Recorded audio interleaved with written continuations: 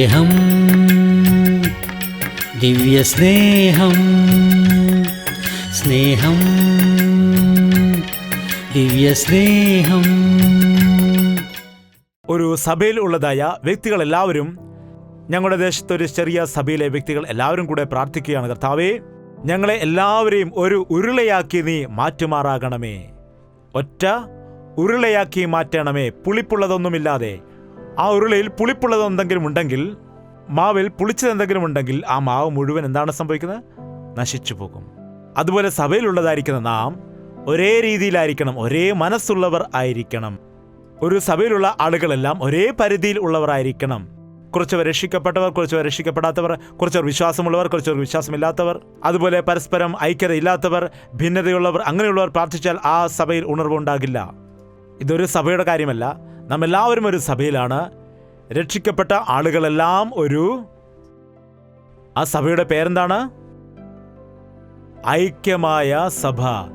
അതായത് ഈ ലോകത്തിലുള്ള എല്ലാ സഭകളും കൂടി ഒറ്റ സഭയായിട്ട്, ക്രിസ്തുവിന്റെ രക്തത്താൽ കഴുകപ്പെട്ട എല്ലാവരും ഓരോരോ സഭയുടെ പേരുകൾ വ്യത്യസ്തമായി ഇടുന്നെങ്കിലും ക്രിസ്തുവിന്റെ രക്തത്താൽ കഴുകപ്പെട്ട എല്ലാവരും ഒരു സഭയായിട്ട്, മണവാട്ടി സഭയായിട്ട്, ലോകത്തിലുള്ള എല്ലായിടങ്ങളിലും വ്യത്യസ്ത ഭാഷകളിലുള്ളവർ, വ്യത്യസ്ത രാജ്യങ്ങളിലുള്ളവർ, വ്യത്യസ്ത വേഷത്തിലുള്ളവർ, ക്രിസ്തുവിന്റെ രക്തത്താൽ കഴുകപ്പെട്ടവരെല്ലാം ഒറ്റ സഭയാണ്. നമുക്ക് വായിക്കാം വെളിപ്പാട് പുസ്തകം 5-ാം അധ്യായം 9-ാം വാക്യം. പുസ്തകം വാങ്ങുവാനും അതിന്റെ മുദ്ര പൊട്ടിപ്പാനും നീ യോഗ്യൻ. നീ അറുക്കപ്പെട്ടു നിന്റെ രക്തം കൊണ്ട് സർവ്വഗോത്രത്തിലും ഭാഷയിലും വംശത്തിലും ജാതിയിലും നിന്നുള്ളവരെ ദൈവത്തിനു വേണ്ടി വിലയ്ക്കു വാങ്ങി. ഞങ്ങളുടെ ദൈവത്തിന് അവരെ രാജ്യവും പുരോഹിതന്മാരും ആക്കി വച്ചു. അവർ ഭൂമിയിൽ വാഴുന്നു എന്നൊരു പുതിയ പാട്ട് അവർ പാടുന്നു. പുതിയ പാട്ടവർ പാടുന്നു. എവിടെയുള്ളവരാണ്? കേരളത്തിലുള്ളവരാണോ? ഏതു നാട്ടുകാരാണ്? മലയാളീസാണോ? ഏത് നാട്ടുകാരാണ്? സർവ ഗോത്രത്തിലും സർവ ഭാഷയിലും സർവ വംശത്തിലും സർവ ഗോത്രത്തിലും ജാതിയിലും നിന്നുള്ളവരെ ദൈവത്തിനായി വിലയ്ക്ക് വാങ്ങി. വ്യത്യസ്ത ഭാഷയിലും ഗോത്രത്തിലും വംശത്തിലും ദേശങ്ങളിലുമുള്ള ആളുകളെല്ലാം, ചൈനക്കാരും ജപ്പാൻകാരും കൊറിയക്കാരും അമേരിക്കക്കാരും ഇംഗ്ലണ്ടുകാരും എല്ലാം എന്താണ്? ആഫ്രിക്കൻ ഭൂഖണ്ഡത്തിലുള്ള ആഫ്രിക്കക്കാര്, ഇന്ത്യക്കാര്, അതുപോലെ എത്രയോ വ്യത്യസ്ത രാജ്യങ്ങളിൽ നിന്നോ ഉള്ള ആളുകൾ, നമ്മുടെ രാജ്യത്തെയുള്ള വ്യത്യസ്ത രീതിയിലുള്ള ആളുകൾ. നിങ്ങൾക്ക് വേണമെങ്കിൽ അത് തരം തിരിച്ചെഴുതാം. എന്നാൽ യേശുവിൽ വിശ്വസിച്ച ശേഷം ഇതെല്ലാം മാറിപ്പോകുമെന്നാണ്. എന്നാൽ എവിടേക്കാണ് മാറുന്നത്? എവിടേക്ക് മാറുകയുമില്ല, എവിടെ നിന്ന് വരികയുമില്ല. യേശുക്രിസ്തു എന്ന് പറയുന്നത് ഒരു കുലത്തിനുള്ളവരല്ല. യേശുക്രിസ്തു ഒരു മതം സ്ഥാപിക്കാൻ വേണ്ടി വന്ന വ്യക്തിയല്ല. യേശുക്രിസ്തു ഒരു മാർഗം കാണിച്ചു തന്ന വ്യക്തിയാണ്. യേശുക്രിസ്തു എല്ലാവരുടെയും ദൈവമാണ്. എല്ലാ ജാതിക്കാരുടെയും, എല്ലാ ഭാഷക്കാരുടെയും, എല്ലാ ദേശക്കാരുടെയും, എല്ലാ തരക്കാരുടെയും ദൈവമാണ്. യേശുക്രിസ്തു സർവ്വജനത്തിന്റെയും ദൈവമായിരിക്കുകയാണ്. ഈ ദിവസം ആരൊക്കെയാണ് അവന്റെ രക്തത്താൽ കഴുകപ്പെട്ടത്, അവന്റെ രക്തത്താൽ വിലയ്ക്ക് വാങ്ങപ്പെട്ടത്? അവരെ വീണ്ടെടുക്കാൻ കർത്താവ് വാനമേഘത്തിൽ വരാൻ പോവുകയാണ്. അവന്റെ രക്തത്താൽ വില കൊടുത്തു വാങ്ങിയവർ. എനിക്ക് വേണ്ടി എൻ്റെ കർത്താവ് എൻ്റെ സ്ഥാനത്ത് മരിക്കപ്പെട്ടു എന്ന് കർത്താവിനെ വിശ്വസിച്ച വ്യക്തികളെയെല്ലാം, അവന്റെ സാദൃശ്യത്തിലായിക്കൊണ്ടിരിക്കുന്ന വ്യക്തികളെല്ലാം തന്നെ, അവർ ഏത് രാജ്യക്കാരായാലും ഏത് ഭാഷക്കാരായാലും ഏത് സഭയിലുള്ള വ്യക്തികളാണെങ്കിലും കർത്താവിന്റെ വരവിൽ എടുക്കപ്പെടാൻ പോവുകയാണ്. അവർ യുഗങ്ങളായി യുഗങ്ങളായി തലമുറ തലമുറയായിട്ട് കർത്താവിന്റെ നിത്യരാജ്യത്തിൽ വാഴാൻ പോവുകയാണ്. കർത്താവിനെ ആരാധിക്കുന്നതിന് രോഗം പോകുവാനോ ജോലി ലഭിക്കുവാനോ പണം സമ്പാദിക്കുവാനോ ഒന്നുമല്ല. കർത്താവിന്റെ നിത്യരാജ്യത്തിന്, സ്വർഗീയ രാജ്യത്തിന് അവകാശികളായി മാറാൻ വേണ്ടിയാണ്. കർത്താവിൽ വിശ്വസിക്കുമ്പോൾ ഇതെല്ലാം നമുക്ക് ലഭിക്കും. കർത്താവിൽ വിശ്വസിക്കുന്ന സമയത്ത് നമുക്ക് ആവശ്യമായ നമ്മുടെ പണവും സമ്പത്തും എല്ലാം നമുക്ക് ദൈവം നൽകാനിടയാകും. എന്നാൽ നാം രക്ഷിക്കപ്പെടാതെ ഇതെല്ലാം വേണമെന്ന് നാം ആഗ്രഹിച്ചാൽ അത് ലഭിക്കുമോ? ചില സാധനങ്ങൾ വാങ്ങിച്ചാൽ സൗജന്യം ലഭിക്കാനിടയാകും. എന്നാൽ ഒന്നും വാങ്ങിക്കാതെ സൗജന്യമായുള്ളത് ചോദിച്ചാൽ അത് ലഭിക്കുമോ? എന്താണ്? രക്ഷിക്കപ്പെടാതെ കർത്താവിൻ്റെ അടുക്കൽ വന്നിട്ട് എനിക്ക് സമ്പത്ത് വേണം, അനുഗ്രഹം വേണം, രോഗസൗഖ്യം വേണം എന്നുള്ള കാര്യങ്ങൾ മാത്രം കർത്താവിനോട് ചോദിച്ചാൽ, എന്നാൽ നീ രക്ഷിക്കപ്പെട്ട ശേഷം നിന്റെ ശരീരത്തിലെ രോഗങ്ങളെല്ലാം പോകാനിടയാകും, നിന്റെ ശാപങ്ങളെല്ലാം മാറാനിടയാകും, നിന്റെ ശരീരത്തിന് ആരോഗ്യം ലഭിക്കും, നീ ചെയ്യുന്നതെല്ലാം സാധിക്കും, നിന്റെ അധ്വാനത്തെ ദൈവം അനുഗ്രഹിക്കും, നിന്റെ മക്കളെ ദൈവം അനുഗ്രഹിക്കും, നിന്റെ ജീവിതത്തിൽ ദൈവം സമൃദ്ധി നൽകാനിടയാകും, ദൈവം നിന്നെ തലയാക്കി മാറ്റും. ഒരിക്കലും ദൈവം നിന്നെ താഴ്ത്തിക്കളയുകയില്ല. ആദ്യം നിന്റെ ഹൃദയത്തെ നേരെയാക്കുകയാണെങ്കിൽ മുന്നമേ അവൻ്റെ രാജ്യവും നീതിയും അന്വേഷിച്ചാൽ ഇതെല്ലാം പിന്നെ നമ്മുടെ കുടിക്കുകയും കഴിക്കുകയും ചെയ്യുന്ന എല്ലാ കാര്യവും, എന്തു തിന്നും, എന്തു കുടിക്കും, എന്തു ധരിക്കും എന്നുള്ള കാര്യങ്ങൾ നിങ്ങൾ ചിന്തിക്കേണ്ടതായ ആവശ്യമേ ഇല്ല എന്നാണ് കർത്താവ് പറയുന്നത്. അതുകൊണ്ട് ആത്മീയ അനുഗ്രഹമാണ് നമുക്ക് ആദ്യം വേണ്ടത്.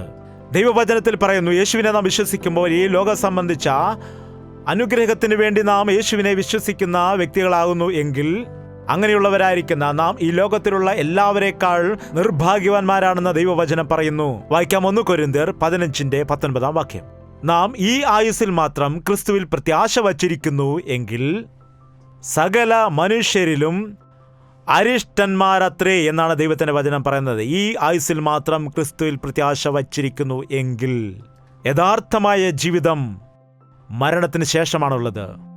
ഈ ലോകത്തിലായിരിക്കുമ്പോൾ നാം സൗഖ്യത്തോടെ ആയിരിക്കുന്നതിന് വേണ്ടി കർത്താവിൻ്റെ കൃപ നമുക്ക് ആവശ്യമാണ്. എന്നാൽ ഈ ലോകം നാം വിട്ടുപിരിഞ്ഞിട്ട് അവൻ്റെ രാജ്യത്തിന് അവകാശികളായി മാറണമെങ്കിൽ അവൻ്റെ രക്തത്താൽ നാം കഴുകപ്പെടണം, അവനിൽ നാം ഹൃദയം സമർപ്പിക്കണം.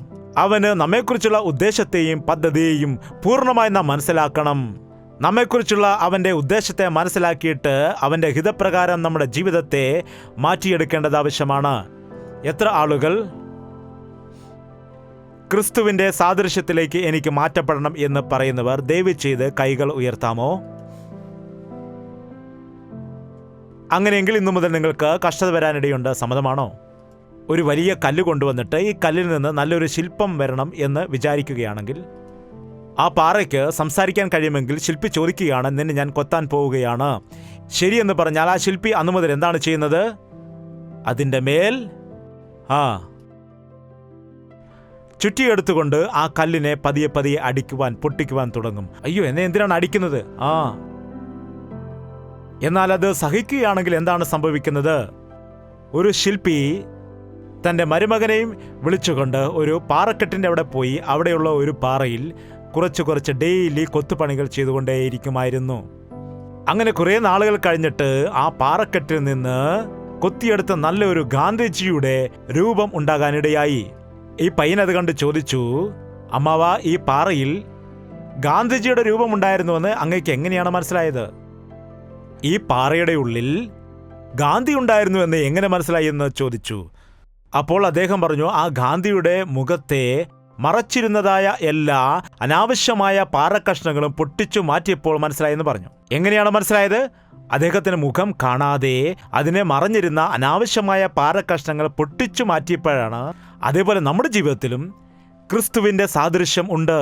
അത് കാണപ്പെടണമെങ്കിൽ ദൈവം നമ്മുടെ മേൽ പ്രവർത്തിക്കണം.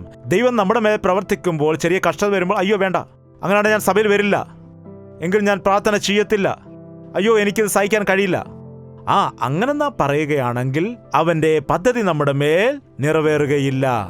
അവൻ്റെ കരത്തിലേക്ക് നാം ഏൽപ്പിക്കപ്പെടുമ്പോൾ അവൻ നമ്മുടെ ഉള്ളിൽ നിന്ന് ദൈവത്തിൻ്റെ സാദൃശ്യത്തെ പണിത് പുറത്തെടുക്കുവാൻ ഇടയാകും. കുശവന്റെ കയ്യിലെ കളിമണ്ണ് പോലെയാണ് നാം എന്നാണ് പറയുന്നത്. ദൈവത്തിൻ്റെ സ്വരൂപത്തിലേക്ക് നാം ആകുന്നത് വലിയ ഭാഗ്യമാണ്. പൗലോസിന്റെ ആഗ്രഹവും അതായിരുന്നു.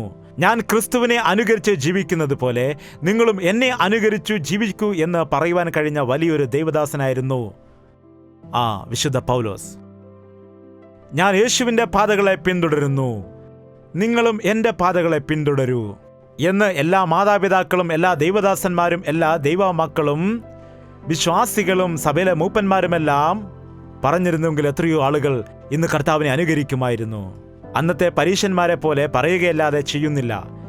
യേശുവിൽ വിശ്വസിക്കുന്നത് അവനെ അനുകരിക്കുന്ന എളുപ്പമാണെന്നാണോ എന്ന് ചില ആളുകൾ ഭയപ്പെടുത്താറുണ്ട്. പറഞ്ഞ് എനിക്കും വിശ്വസിക്കണമെന്ന ആഗ്രഹമുണ്ട്, പക്ഷേ ഒരുപാട് കഷ്ടതയാണെന്നാണല്ലോ പറയുന്നത്.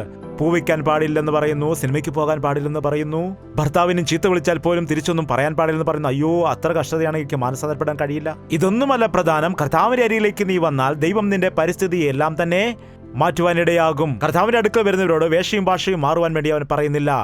വേഷയും ഭാഷയുമല്ല, മനസ്സാണ് മാറ്റേണ്ടത്. മനസ്സാണ് ദൈവം നോക്കുന്നത്. എന്നാൽ നിന്റെ മനസ്സ് മാറ്റുന്ന സമയത്ത് അനാവശ്യമായ വേഷഭൂഷാദികളെല്ലാം പോകും, അത് വേറെ കാര്യമാണ്.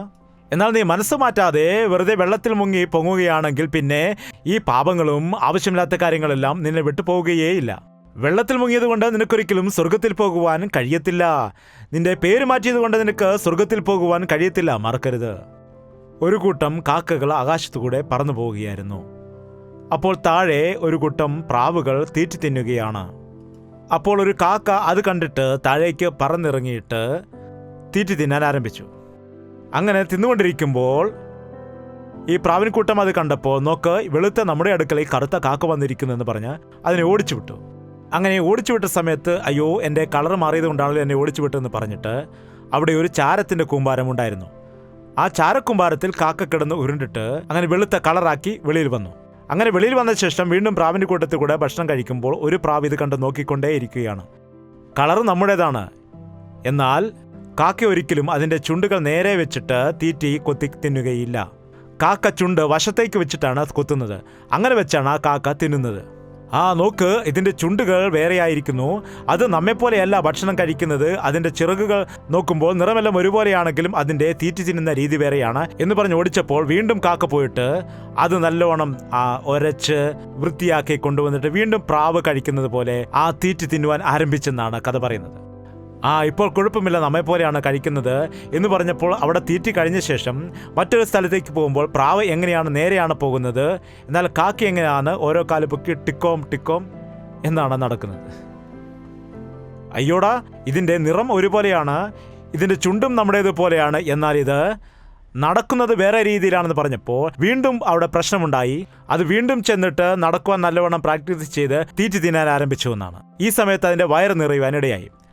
ആ വയറ് നിറഞ്ഞതായ ആ സന്തോഷത്തിൽ ആകാശത്ത് കാക്കയുടെ കൂട്ടം കാക്ക എന്ന് വിളിച്ചു പോകുമ്പോൾ കാ എന്ന് അതും കരഞ്ഞു. നോക്ക്, ഇതിൻ്റെ നിറം നമ്മുടേതാണ്, ഇതിൻ്റെ ചുണ്ട് നമ്മുടേതുപോലെയാണ്, ഇതിൻ്റെ നടപ്പ് നമ്മുടേതുപോലെയാണ്, എന്നാൽ ഇതിൻ്റെ ശബ്ദം നമ്മുടേതല്ലെന്ന് പറഞ്ഞ് എല്ലാം കൂടെ കൂടി ആ കാക്കയെ കൊന്നുകളഞ്ഞു എന്നാണ്.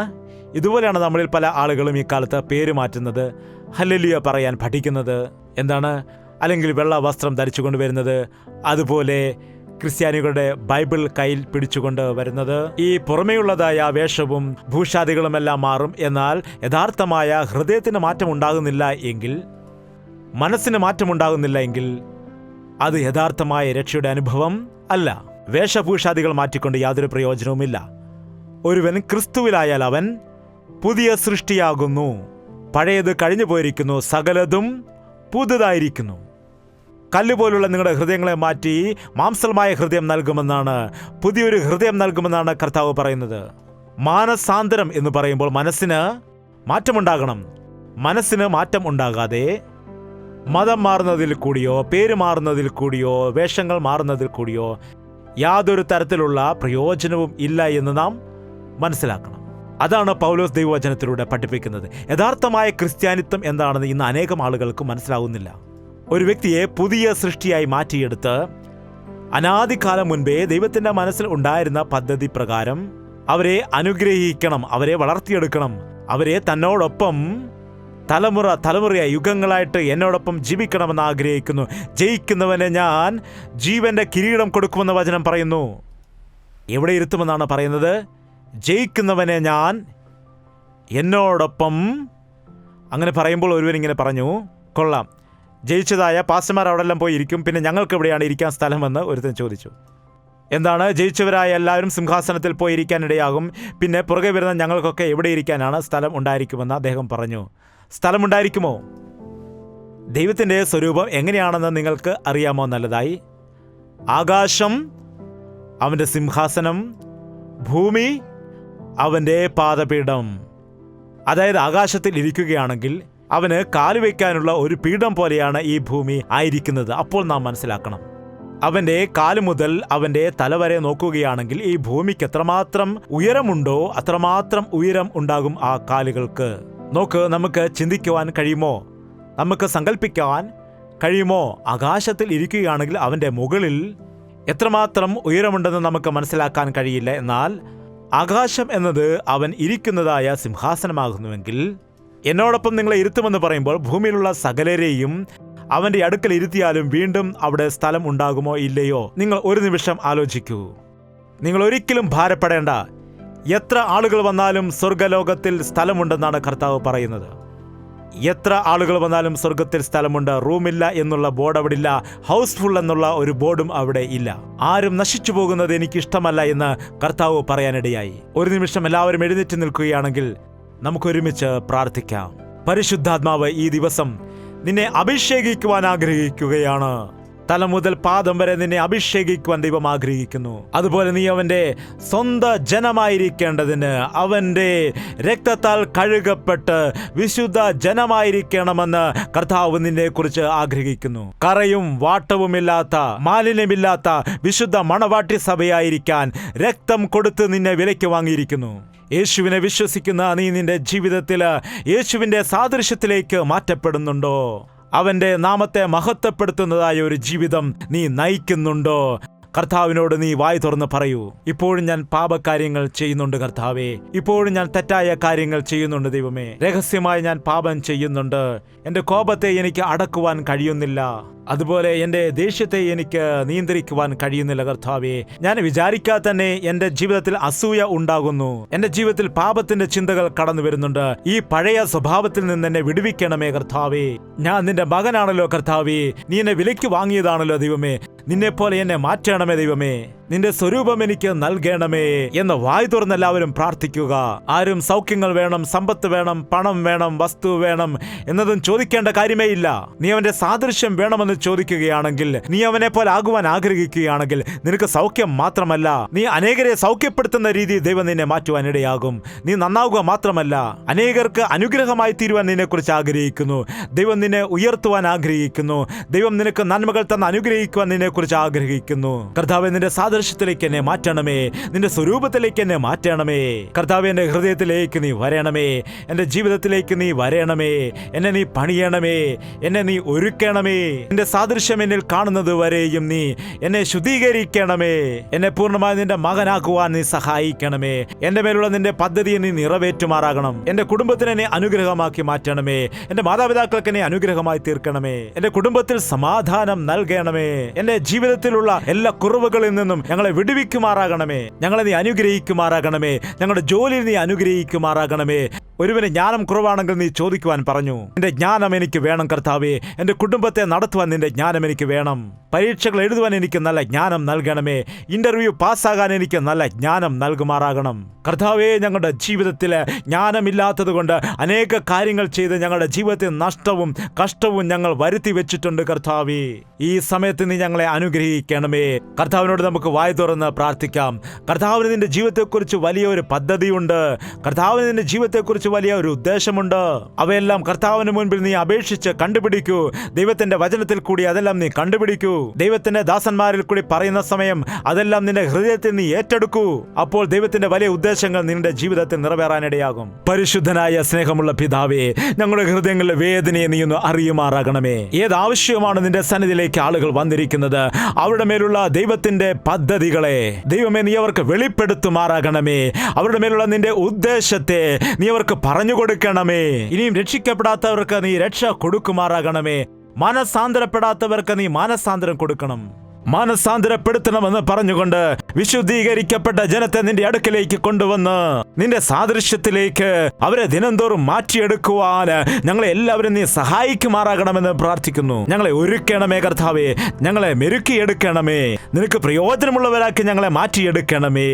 നിനക്കിഷ്ടമുള്ള മക്കളായി ഞങ്ങളെ മാറ്റിയെടുക്കണമേ.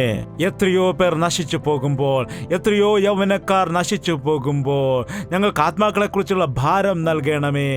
ഞങ്ങളുടെ കുഞ്ഞുങ്ങൾ നശിച്ചു പോകാനിടയാകരുത്. ഞങ്ങളുടെ കുഞ്ഞുങ്ങൾ നിന്റെ രാജ്യത്തിൽ വലിയവരായിരിക്കണം. ഈ ലോകത്തിൽ അവരുടെ ജീവിതത്തിൽ നിനക്ക് പ്രയോജനമുള്ളവരായി ശ്രേഷ്ഠരായി ജീവിക്കാനിടയാക്കണം. രക്ഷിക്കപ്പെടാത്ത യൗവനക്കാരെ എല്ലാം നീ ഈ നിമിഷം ഓർക്കണമേ. രക്ഷിക്കപ്പെടാത്ത കുടുംബ അംഗങ്ങളെ നീ രക്ഷിക്കപ്പെടുത്തുമാറാകണമേ. എൻ്റെ ഭർത്താവ് മദ്യപാനിയായിരിക്കുന്നു, എൻ്റെ കുടുംബത്തിൽ ഒരു സമാധാനവുമില്ല എന്ന് ഏതു സ്ത്രീയാണോ നിന്നോട് നിലവിളിക്കുന്നത്, ആ ഭർത്താവിന് വേണ്ടി ഞങ്ങൾ പ്രാർത്ഥിക്കുകയാണ്. അവനിപ്പോൾ എവിടെയായിരിക്കുന്നു എങ്കിലും കർത്താവേ, നിന്റെ ആത്മാവിനാൽ അവനോട് ഇടപെടുമാറാകണമേ. നിന്റെ സന്നിധിയിലേക്ക് അവനെ നടത്തുമാറാകണമേ.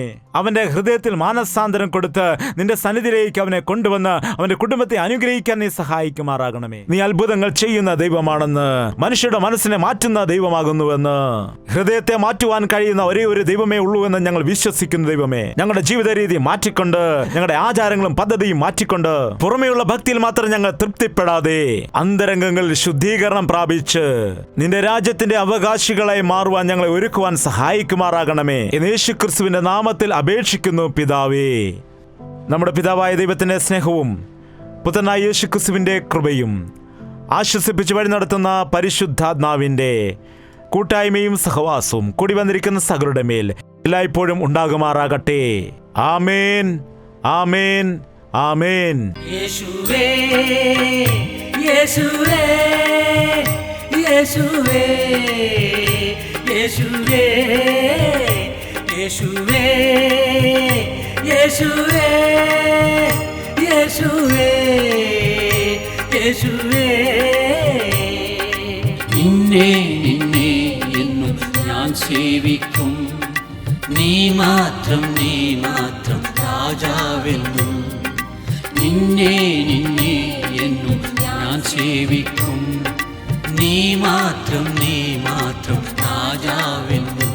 യേശുവേ, യേശുവേ, യേശുവേ, യേശുവേ, യേശുവേ, യേശുവേ, യേശുവേ, യേശുവേ, യേശുവേ, യേശുവേ.